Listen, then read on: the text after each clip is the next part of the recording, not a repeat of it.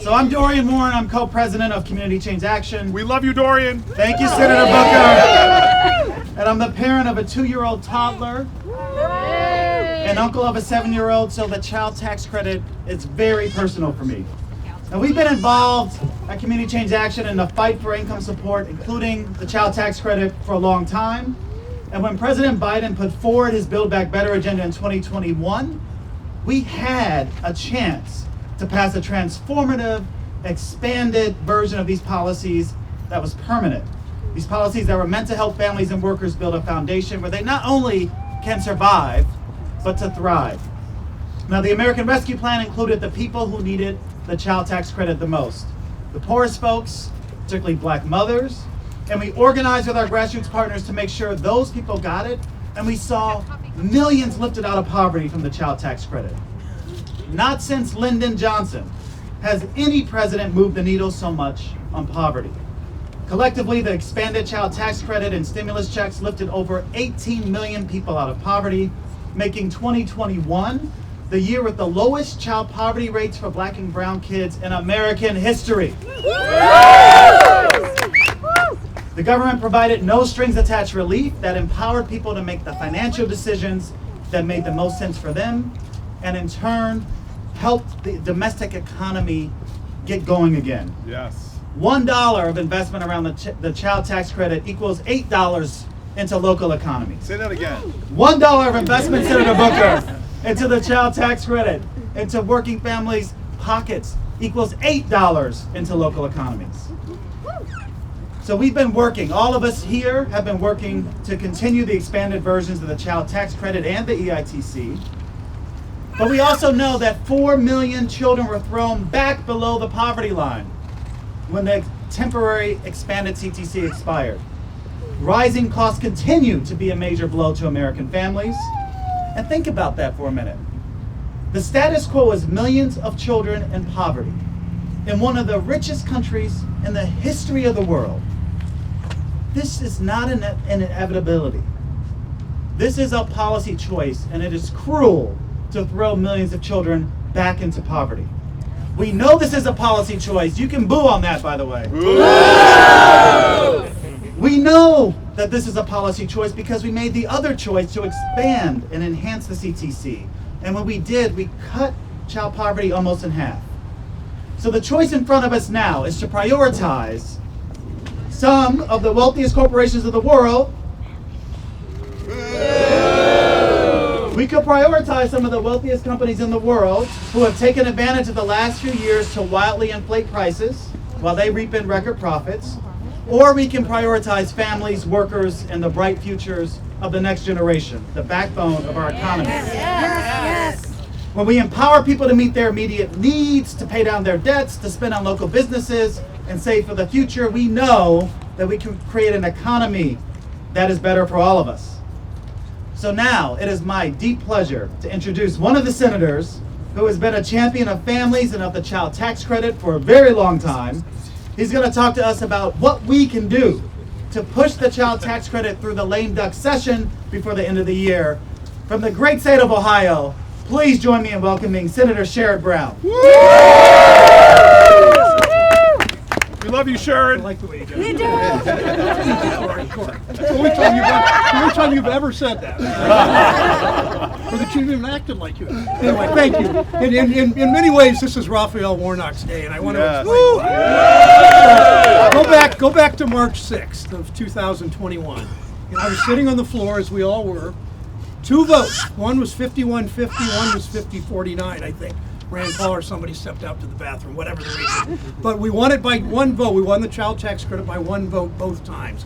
It was March 6th. It was a Saturday around noon. We've been voting for 13 hours. And we passed the bill with the child tax credit that Cory worked on, and Susan and all of us. And I remember turning to Bob Casey, who sits next to me, and said, "This is the best day of my career." I worked on it for 7-8 years, as so many of you had.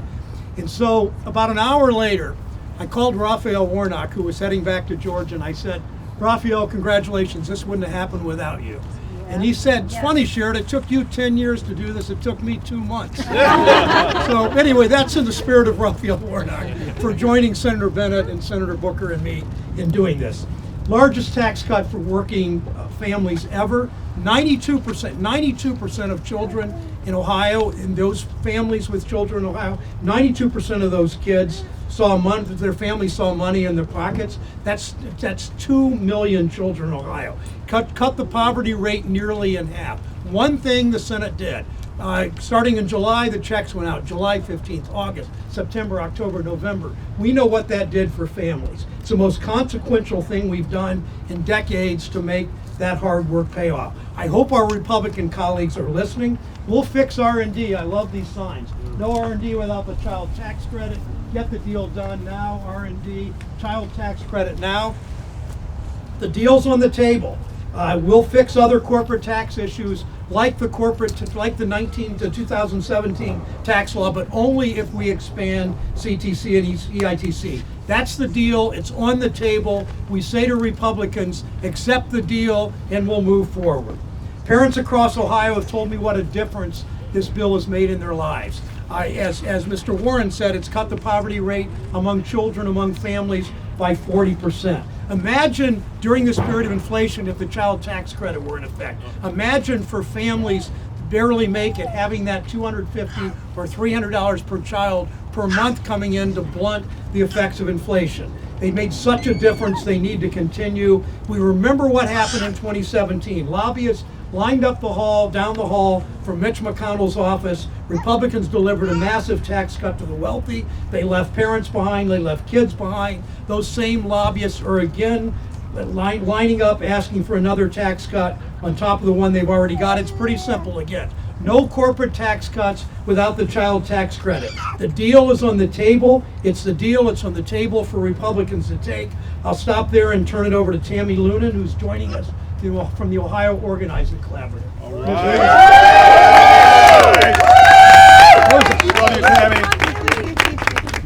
Thank you, Senator Brown and Community Change Action for this opportunity to advocate for our families. My name is Tammy Lunan, and I'm the Care Economy Organizing Director at the Ohio Organizing Collaborative. I'm a first-generation immigrant and daughter and granddaughter of care workers and educators. The experiences of my mother and grandmother when they immigrated to the United States are not very different from what families across the United States are facing today. With the increasing cost of rent, food, childcare, gas, it's never been more expensive to raise a family and to just get by in Ohio. Our families and communities are in a state of emergency, and we have a common sense solution in the expanded child tax credit and the earned income tax credit. In 2020, I began talking to parents across Ohio. While their stories were different, their experiences were deeply connected. Jason and his wife welcomed their first child in 2020. The monthly child tax credit payments provided a sense of peace for him and his wife because it was a chunk of money that they didn't have to stress out about every month. It helped them to survive, to plan, and to have hope for an improved quality of life. Along with thousands of other Ohioans, Jason was laid off during the pandemic. He found a new job, but it paid half as much. They used the child tax credit to pay for childcare and other living expenses, helping to make up for the difference in his missing income. Then there are moms like Amber Nixon, a small business owner and mother of 2 active toddlers. Amber and her husband always use the funds from the CTC to pay for bills, either current bills, catching up on past due bills, or trying to pay bills in advance so they could have some relief with their monthly expenses. Losing the CTC had a major impact. Most people like Amber, who are self-employed with children, really are working paycheck to paycheck with minimal extra funds for savings. That's why her family looked forward to those extra payments. It gave families like Amber's a chance to breathe and not be in survival mode as much. For families like Amber and Jason's and millions of parents and families across Ohio and the nation, there's so much at stake. These investments in our families allowed families to reimagine their lives, and most importantly, it allowed them to experience more joy and dignity in their day-to-day lives. We know that the child tax credit works. It helped lift over 3 million children out of poverty. but sent them right back when access to these funds ended. We want Congress to understand that our families know what we've long understood. Poverty is a policy choice. We will no longer bail out the banks. We will no longer bail out corporations until you bail out our families and give them a hand up in attaining their version of the American dream. Let's get this deal done now. Amen. Yes. All right. I just want to give you all the love. Okay. The original child tax credit champion, the one, the Yes. only from the great state of Connecticut, Rosa DeLauro. High five. We love you, Rosa. Love you. Love you. Thank you so much. And it's wonderful to see everyone here this afternoon. Thank you so much for joining with us. And, you know, to all the advocates who are here, I want to just say thank you, really helping to build the economic power for all Americans. And Dorian, I say thank you to you. Senator, thank you very, very much, a partner.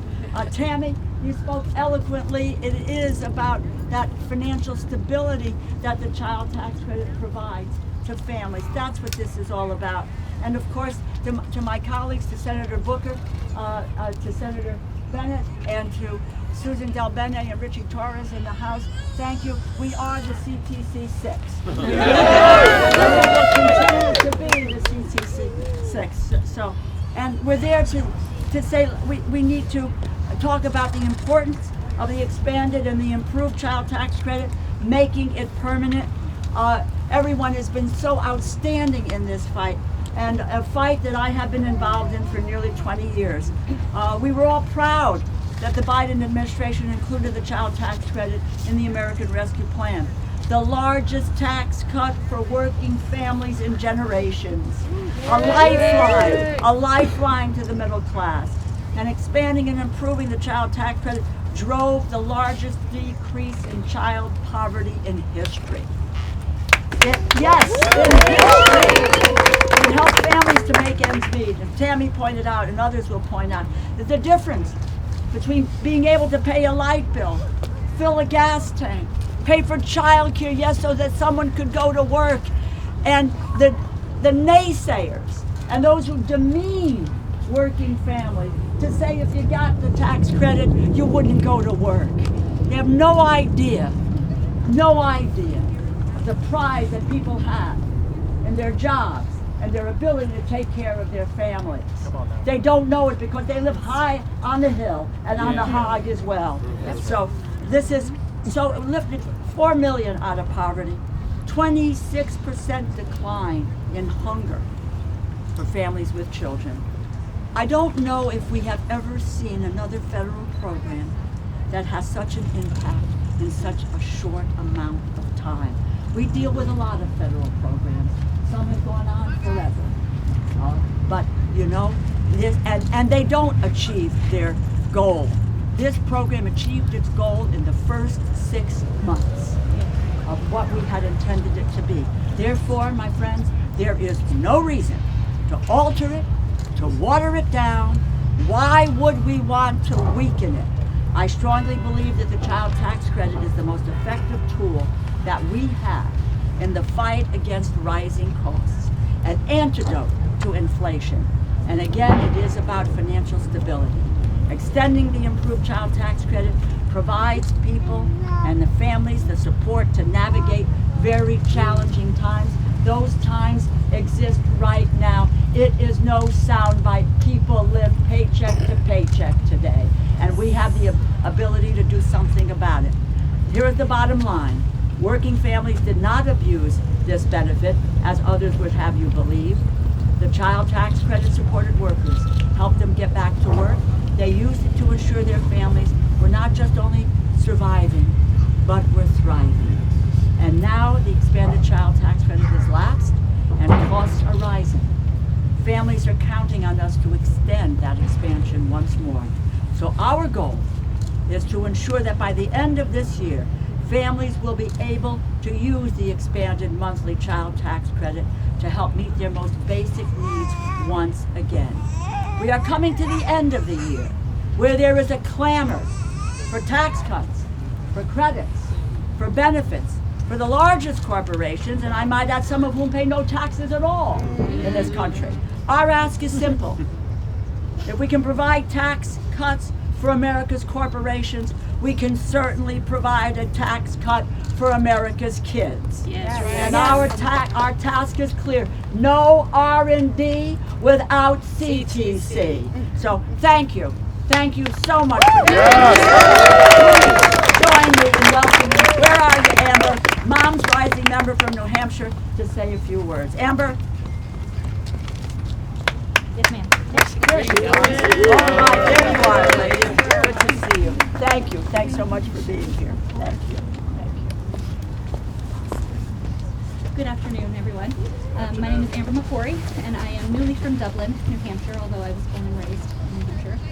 I'm a mom to two amazing kids, a 12-year-old son and a 9-year-old daughter, and I'm a proud member of MomsRising. I'm also one of the millions of moms who are counting on Congress to restore the expanded child tax credit before the end of this year.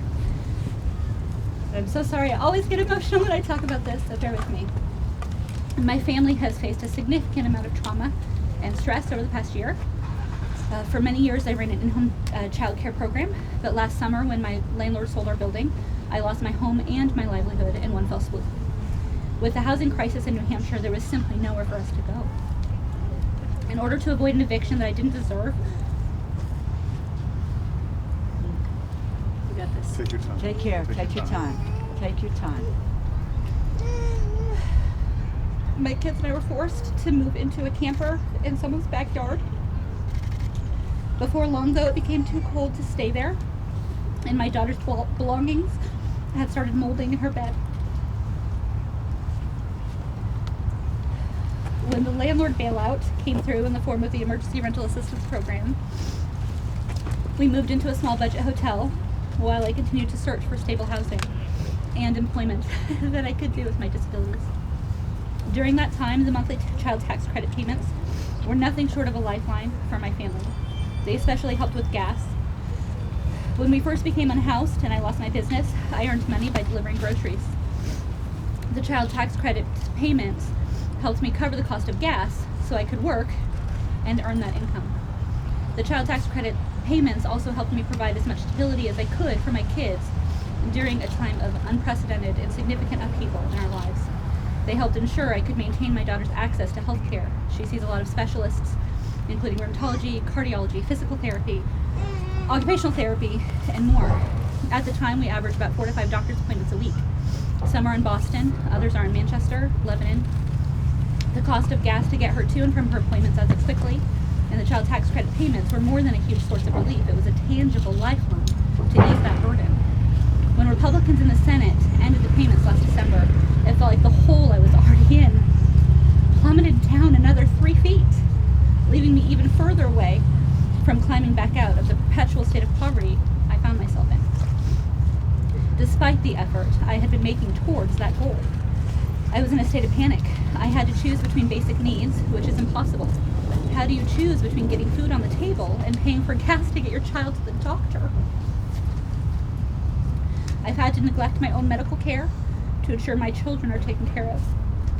I understand that this, at least in my opinion, is a Band-Aid on top of a larger problem.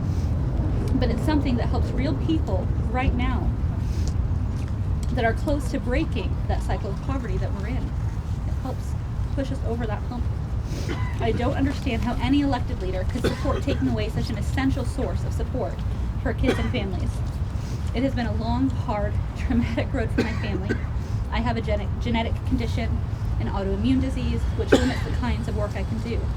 Eventually, the grocery delivery job impacted my health, and when I tried to push through, I landed in hospital. So instead, I found a remote job as a customer service representative for a book distributor. Because our hotel didn't have Wi-Fi, I was working from my friend's son's bunk bed, or from a different friend's basement, or someone's floor near their router. I also went back to school for public policy so I could broaden my career opportunities and try to make change that's so desperately needed. After over a year of being unhoused, we finally moved into a new apartment last month, but the rent is too damn high. And my full-time job only pays rent and oil. That's it, my entire paycheck. And the contract for my customer service job ends in January. We're also struggling with the soaring cost of gas and food. If Congress restored the child tax credit expansions, it would help pay for my rent and provide so much stability and peace of mind for my family and for millions of others. Because I know what it's like to have more bills than income, I'm especially passionate about making the child tax credit fully refundable so families with little or no income can access it. That is when families need it most, and it will help stop that perpetuation of poverty that plagues everyday people who just want to be self-reliant and climb out of the hole that we find ourselves in. Moms like me are counting on Congress to pass another expansion of the child tax credit before the end of this year. With the rising cost of essentials and ongoing impact of the pandemic, families need it more than ever. This needs to be a priority before any tax cuts to corporations. We need our elected leaders to put the needs of kids and families first. Thank you.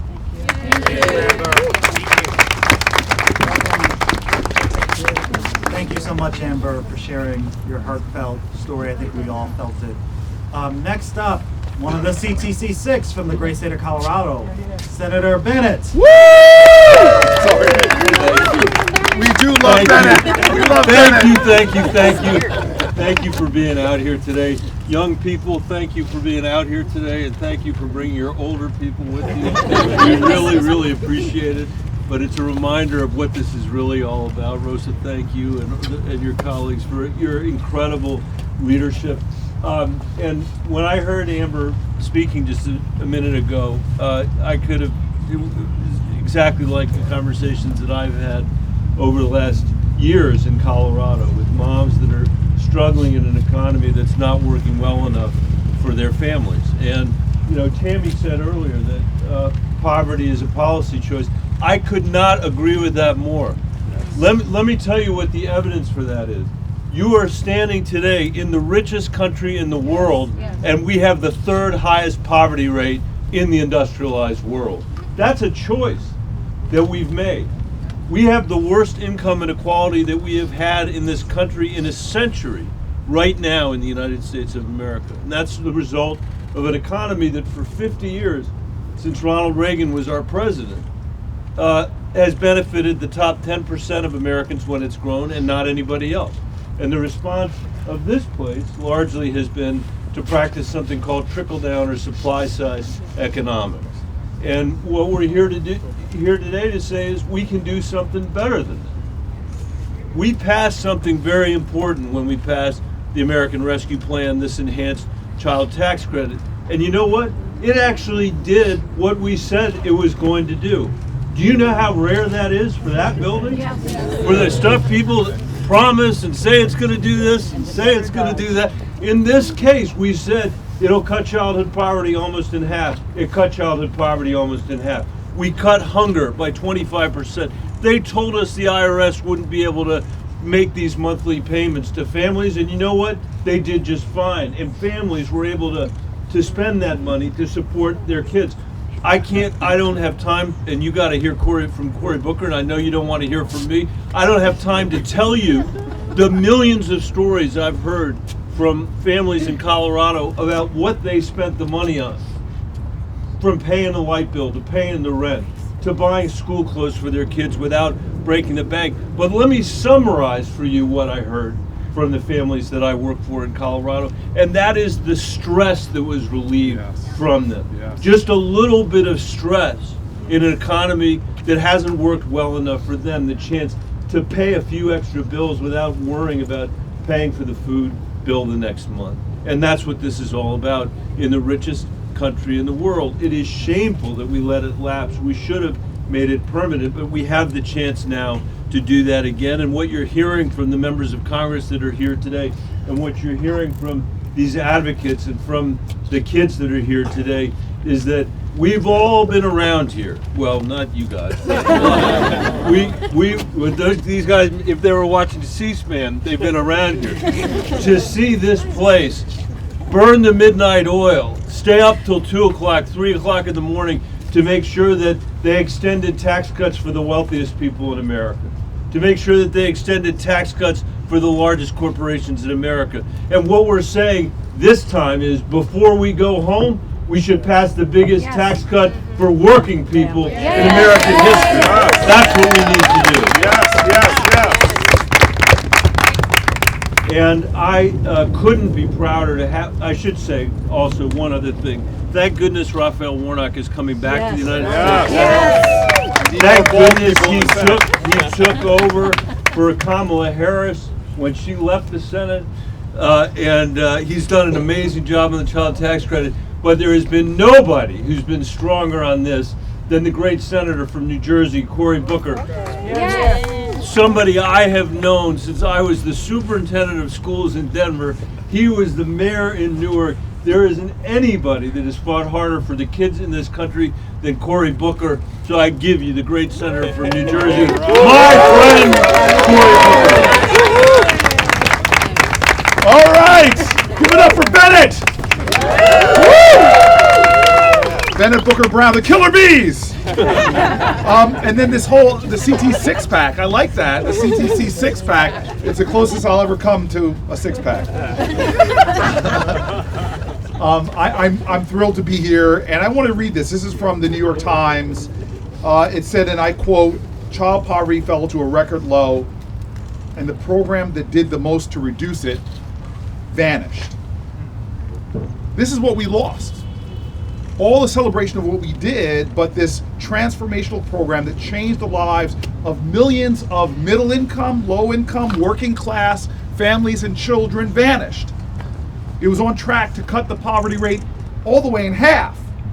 It offered financial relief to 90% of families, 90% of American families, not just Democratic families, not just independent families, not just Republican families, but American families. Yes. And so critics want to talk about cost, but this is the thing that we've heard. This is the most fiscally conservative program. We know that.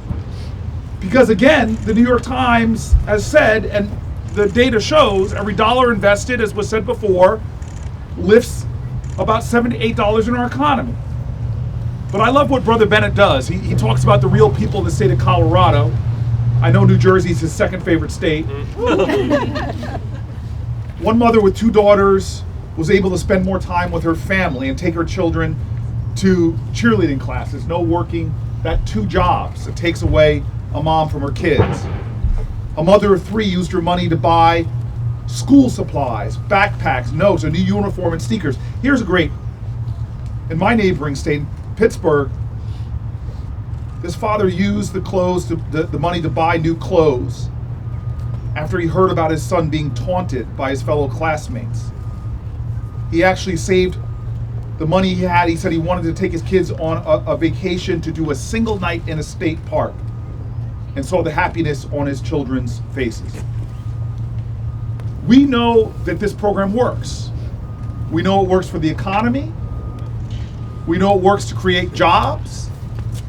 We know it works to elevate human well-being. We know it works to relieve stress. We know it works to empower people. You know it works to help us to raise better children in this nation. And the science is amazing. It literally has been shown to improve the brain activity of our young people, because we know kids growing up in poverty have all of that cortisol, all of that stress hormones constantly in their heads, affecting their brain development. And so I don't know why we are having to fight so hard when there's no losers here. But you've heard the pledge of so many of my colleagues here. The losers are going to be, if we don't do this, we're going to hold back and fight to stop tax credits for the wealthiest corporations. This is not an either or, this can be an and. This can be all of us, all of America. I'm tired of people calling programs like this a government handout. It's not, it's a America elevation. We are a nation right now where we know that when we empower families, working families, American families, the whole country benefits. What are we about if not that? What do our founding documents say? Life, liberty, and the pursuit of happiness. Talk to families that receive this, and you'll hear about them being liberated from fear, liberated from stress, about them able to pursue their happiness. And so I just want to end with this before I bring on the next speaker. I think that Senator Brown said it best.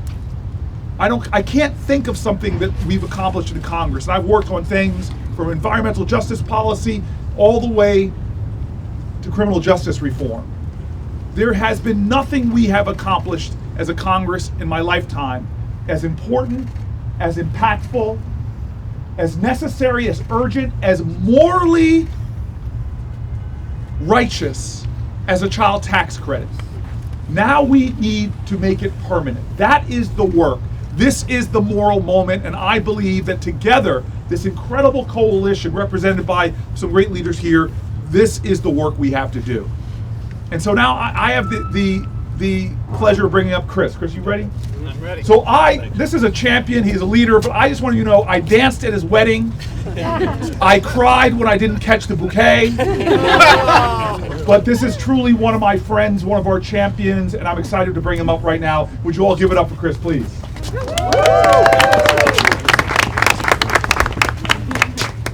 Thank you, Senator Booker, and thank you to the families, the activists, and the CTC6 who've all made it here today.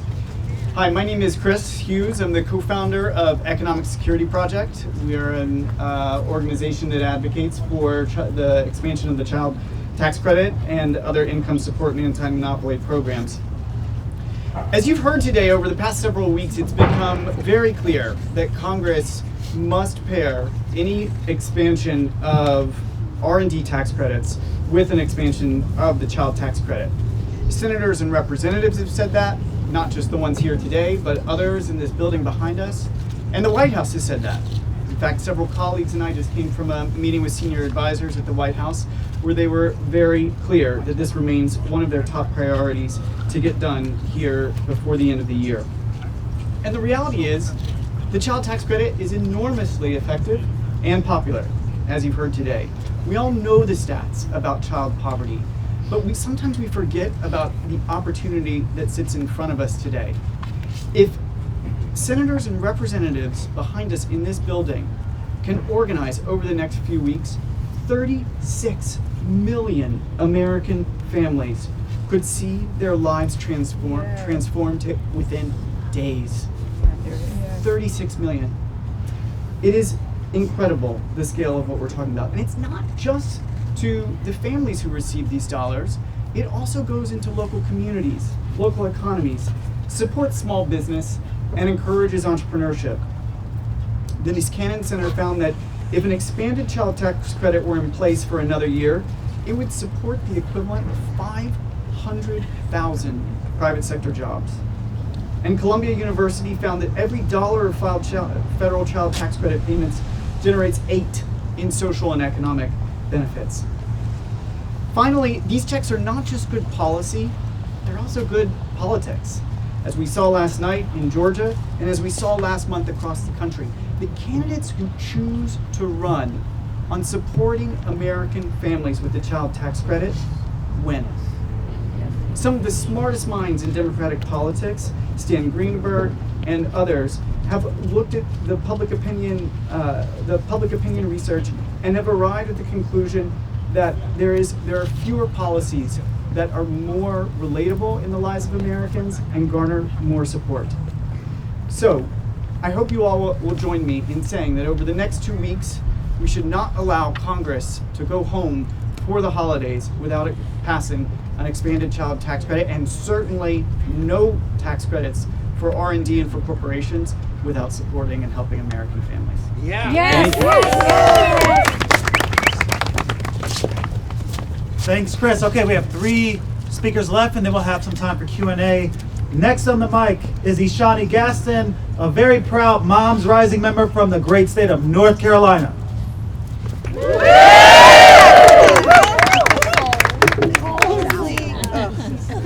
Hi y'all, so as he said, my name is Ishani Gaston. I'm from Durham, North Carolina, and yeah, this is $1 million, my son. I'm here to fight for the expansion of the child tax credit because I know how badly it would impact mothers just like me and people just all over. $1 million is my heart and soul. If anybody knows us or have seen us before, that is my baby. When he was born, he came out with some health defects, so it kind of set us back a lot. So with me working It was really hard. And it's sad that we had to go through so many challenges within his short period of time because the United States does not have a care infrastructure. Before I gave birth in February of this year, I was working 3 different restaurant jobs. And when it was time for me to give birth, I ended up having to let all 3 go. One of them said that I would have to reapply in order to come back, and by the time I was ready to come back, the other 2 jobs were unavailable. I applied for unemployment, but that didn't go through. So at the same time that I lost my paycheck, I gained expenses, diapers, wipes, formula, everything that a newborn baby needs. I drained out my savings, and I hate that I had to go back to work early. I had a C-section, y'all. I needed time to recover. My son had health defects. He needed time to recover. He needed my attention. Since I've returned back to work, it's been terrible finding childcare. We have programs, but either you have to sit on a long wait list, months, years, who knows how long, or it's expensive. I can't afford that. Paying childcare, you're going to take at least half my check, if not my whole check, and that's a lot. Luckily, I had a friend who was willing to help me. She watches it for free, but she stays in another city. I catch the bus. There's no bus stops near her house. So to get him to her, I have to catch the bus to a whole nother city. Then on top of that, get off the bus and walk about 30 minutes to her house to get him to her, then go back to get to my job. My job is 9 minutes away from my house. That's a shame that somebody should have to do that. It's hard. Working at my job, we are very understaffed. We don't have nobody there, so there's days that I'm cooking, cleaning, doing the whole 9 yards by myself on a low wage. And we can't do that. Then having to get off of work and go back to pick up my son to take that long trip again, that's becoming a lot. Right now, I'm working an on-call type job, so it's kind of whenever she needs me, so it's hard. I don't have an income like that.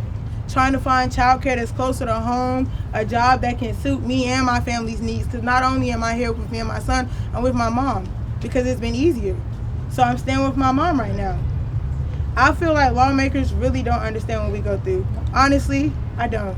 Y'all don't have to worry about where y'all gonna get y'all next meals from, what y'all kids are gonna eat, how y'all are gonna get back and forth to work.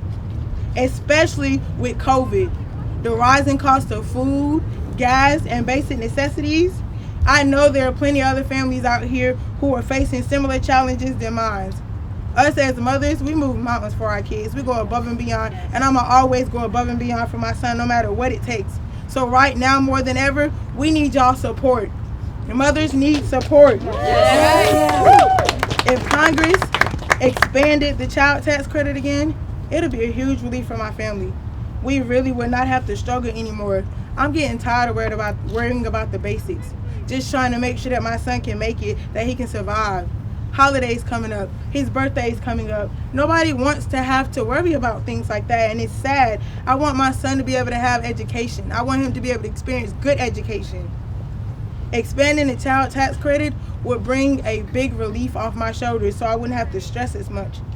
And we all know that expanding the child tax credit would be a big help because it helped last year with everybody. Y'all lifted millions of kids out of poverty. So why would you let that expire? What in your right mind would let you want that to expire when you saw the change that it made last year? Why not keep that going if it's something that's beneficial? It is something that could help.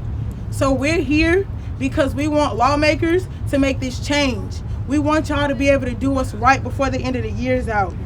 This is something that would be a huge first step to lifting up the economy. Not just for y'all, not just for them, but for everybody. We also need lawmakers to solve our child care crisis. Yes. Guarantee paid leave for everyone. Yes. Not just y'all, not just them, but for everyone. Y'all, it's been 12 years. Please raise the minimum wage. Yes. Please. We cannot afford to live off these wages no more. Nobody can afford to do that. And we also need structural change. So I'm here standing with mothers, all children, all families today, saying do your job. Make a change. Thank you. Thank you, Ishani, one of the CTC6 from the great state of Washington, one of our champs, the great Representative Suzan DelBene. Thank you. I particularly want to thank you, Shani, for joining us, for sharing her story that they have done, and we've been able to do in collaboration with each other.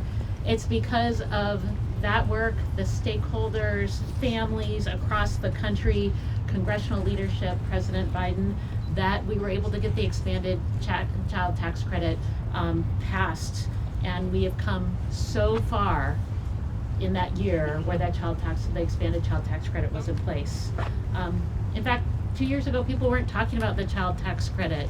The impact wasn't there. We knew we had to make a change. And so we secured that 1 year expansion of the child tax credit in the American Rescue Plan and made an incredible difference. It started delivering those monthly checks to families. And then we saw, and quickly, I mean, no one thought we could get that out as quickly as it happened. It happened quickly. Monthly checks got out to families, and we had an incredible impact. Now, I'm a data person. I care a lot about the data, and I think, as Congresswoman DeLauro said, we have a lot of data to support the incredible work. Childhood poverty was cut nearly in half by the end of 2021.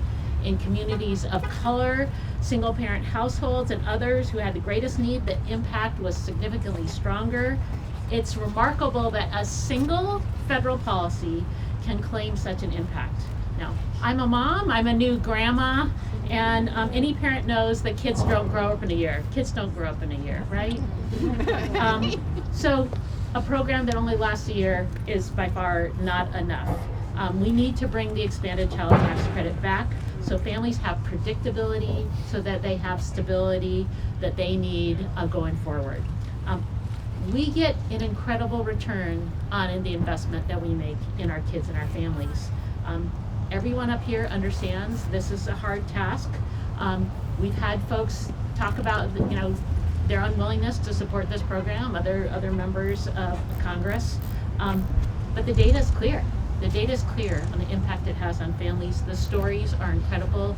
The stories have then the impact on families, what they've been able to do.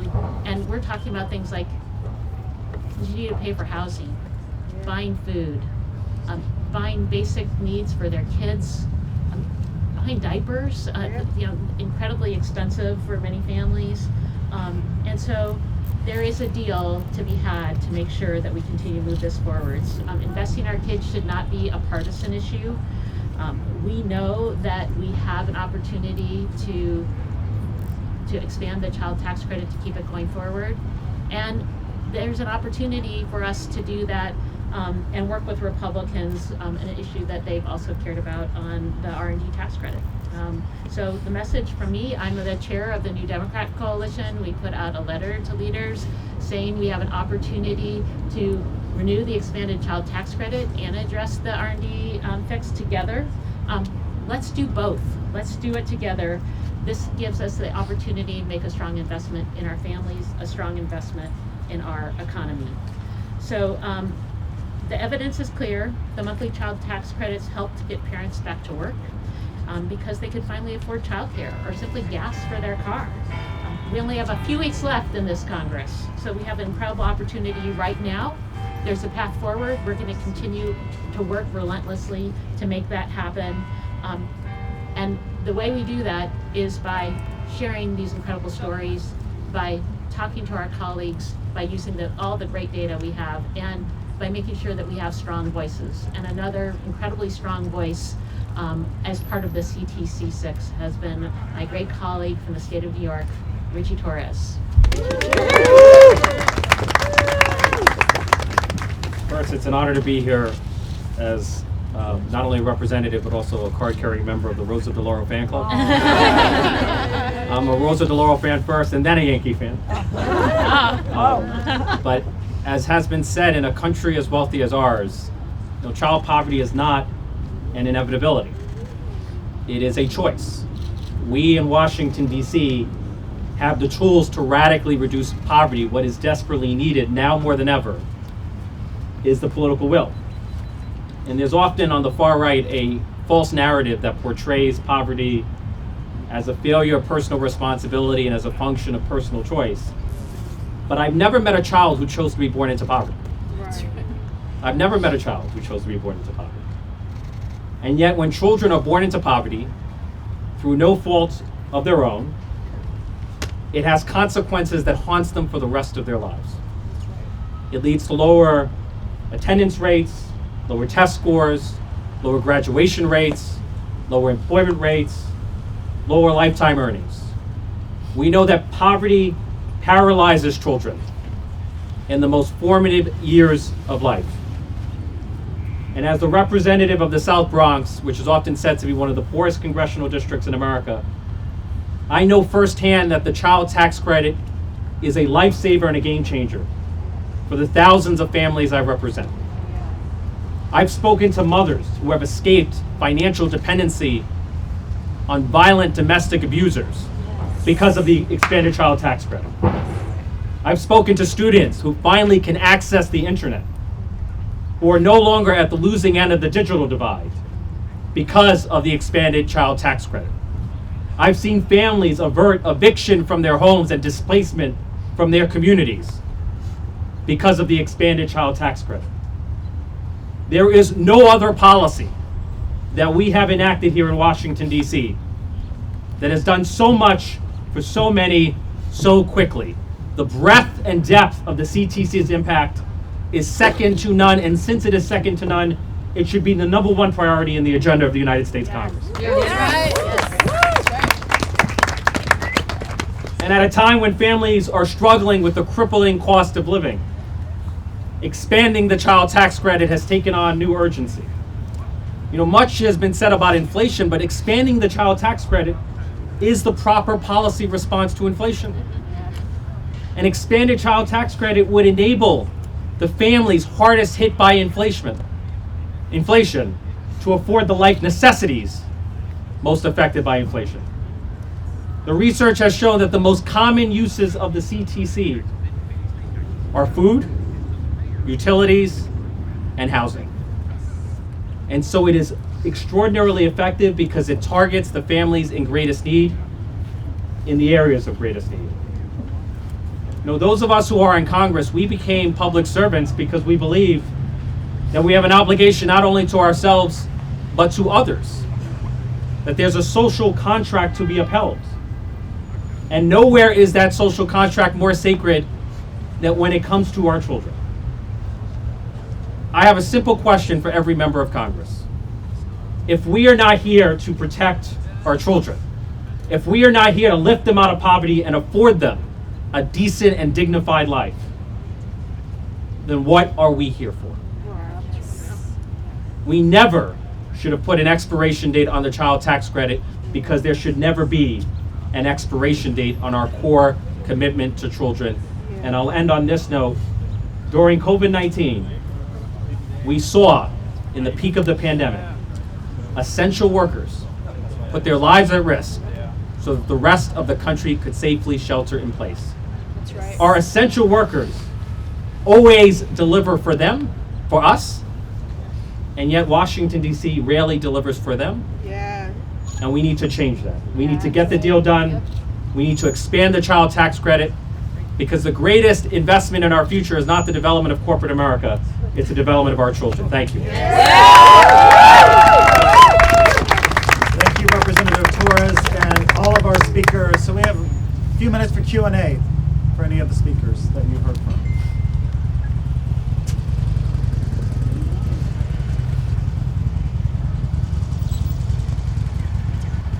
You were stunned by the stories and the data. Please. Would any of the members of Congress please talk about what they've heard from Republicans about this R&D and CTC trade proposal?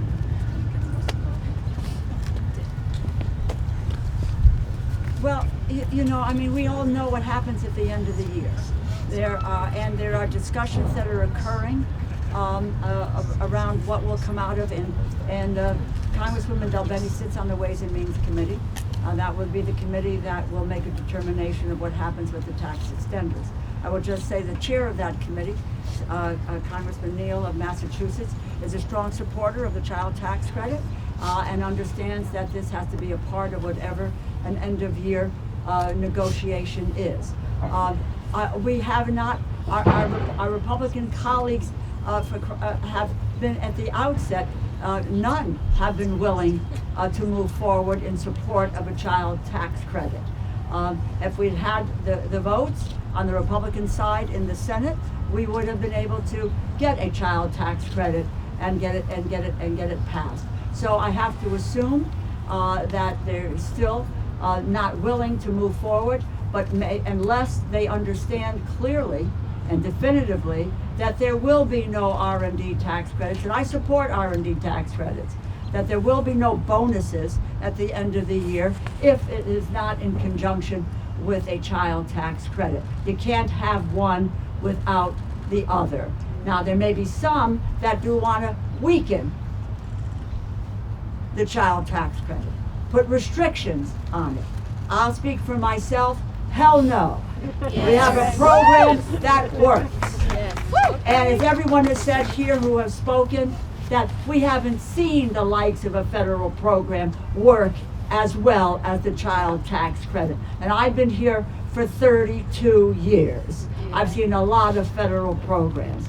This one works. We should have it as it is, and that's the case we are going to make to the end of the year. I hope, because one of our colleagues said this is not about Democratic families, it's not about Republican families, it's about American families who deserve to have this tax break. That hell no speaks for all of us. Hell no is definitely a mic drop moment. Another question, please? I'm with this site that it's read by state and local officials around the country, and he talked about why this is important for nation cities and counties.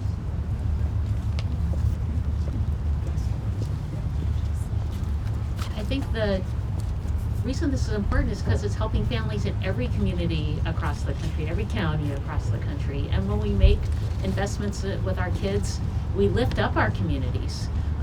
There is a cost to doing nothing. We talk about the investment we make, the child tax credit. Doing nothing has an even larger cost in terms of the impact of our kids, both in the short term and the long term, and in the impact of our communities. But if kids are doing well and thriving, families are thriving, that helps with the workforce, not only workforce today, but our future workforce. It helps in terms of people's participation in the community and to help strengthen our communities. So there's broad impact across the country and broad impact just individually for families, but absolutely it's a strong policy that helps our communities, that helps our counties, that helps our states. Fundamentally, it helps everyone across the country. I agree. When Washington, D.C. fails, it undermines state and local government. So take the issue of housing. This child tax credit enables families to avert eviction, to avert displacement. But when families are evicted, the burden of sheltering those families falls on state and local government. And so we're in a position to enact systemic change that would solve the problems that are weighing so heavily on state and local government. In New York City, for example, we have over 60,000 people in our shelter system. We have over 100,000 students who are unstably and temporarily housed. Imagine how many fewer students would face homelessness and housing insecurity if we were to expand the child tax credit. And I'll just add, you heard the numbers from the Columbia University study earlier. $1 of the child tax credit turns into $7 to $8. Boost of local economies. Sales tax at the city and state level, that's tax revenue for Bible services. So the evidence is unmistakable on this part. They can pay taxes. Other questions? I know there's been some mention of the R&D tax credit as well. I think Senator Brown mentioned it. I was wondering if this year you got as tied into these discussions related to what you're hoping to get on the child tax credit. I would say yes. There isn't a specific proposal on the earned income tax credit, but we always talk about the earned income tax credit and what effect that it has had. Our focus has been on the child tax credit because of the impact that it has made and the real transformative nature of it. It's true on the earned income tax credit. I'm sure that will be part of the discussion, but our focus has been singularly on the child tax credit and making sure that it doesn't go by the boards here, and we look at those corporations and I'll repeat it, many of whom do not pay taxes at all in this country, that they're not the beneficiaries, that our children are the beneficiaries. Maybe one more?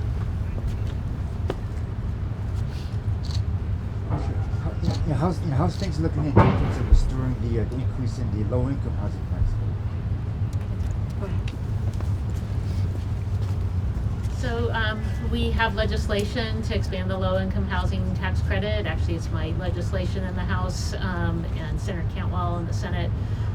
There are provisions of that legislation, the Affordable Housing Credit Improvement Act, the provisions that we're trying to get an end-of-year package to expand the low-income housing tax credit so that it can be able to finance more projects, so we have more housing availability across the, affordable housing across the country. How's things looking in terms of including that in the tax? It's bipartisan legislation, and we have bipartisan support. But as we know, there's still lots of discussion on everything. So I can't tell you specifically where it stands. We have support. It's another important provision, but right now the discussions still happen, and I don't think we have any more details specifically.